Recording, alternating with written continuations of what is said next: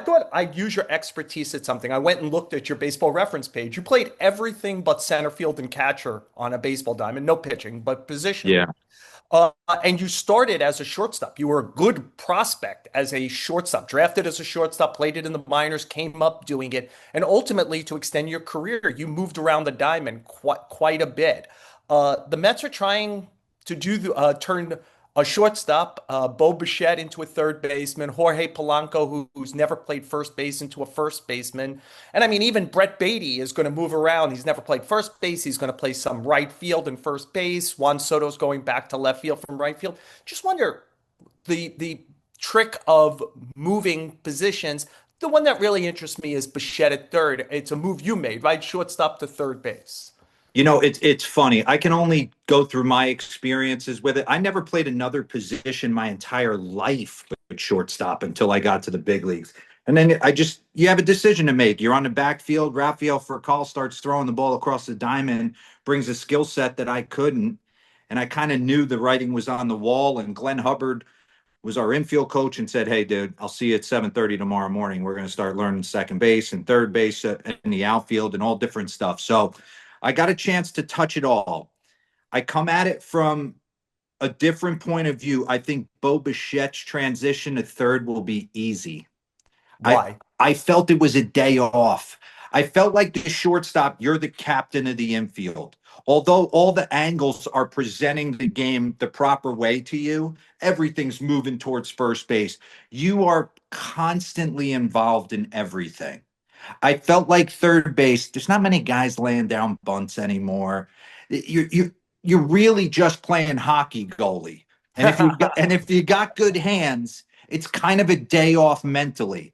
So I don't feel like Bo, and Bo does have good hands. I mean, for him to do what he did in the World Series, I I didn't know what that was going to look like on a bad leg, and made that play up the middle, hit a couple tanks that kind of set Toronto on fire.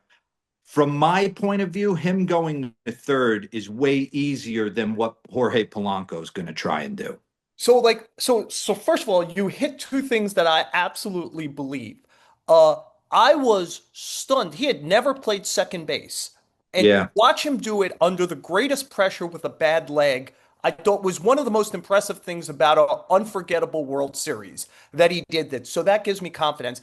And I hate to channel Ron Washington from Moneyball, but I think first base is a lot harder than people make it out to be. You know, you've got to handle throws from all over in different ways. exactly. You're involved in cutoff plays constantly. And look, Dero, you and I both know this. We grow up, you mentioned the Northeast thing. When you watch Keith Hernandez and Don Mattingly do this, you Right. realize what a difference maker it is when a first baseman can throw and create an out at second base and maybe two outs on a 3-6-3 when the line is guarded. I agree with you. Bunts don't come as often as they used to, but those guys shut down bunting games. They both had incredible clocks for which base they could throw to when. I just think I get it. That's where you hide a slugger.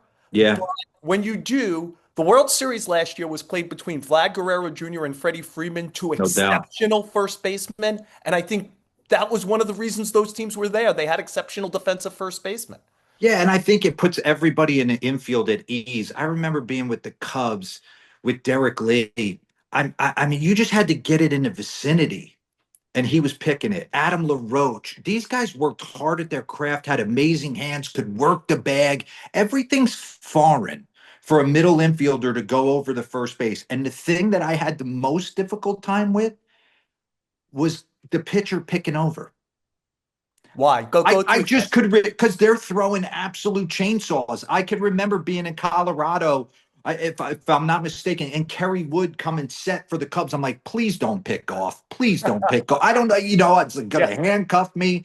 Your infielders are expecting you to scoop. You got to work the bag a proper way. I think that's going to be a way harder transition than Bo going to third. I think Bo's going to be fine. I honestly, I don't think it's anything, to be honest. It's just learning positioning. Vinny Castillo taught me play as far as your arm will let you. Step in a dive, either way, all this different stuff. I didn't feel like I love third base. If I could have hit a little bit more, I would have preferred to play there. Uh, yeah, by the way, Mark DeRosa also very good at self-deprecation. You were very You don't stick around 16 years as a major leaguer unless you're an exceptional Major League Baseball player.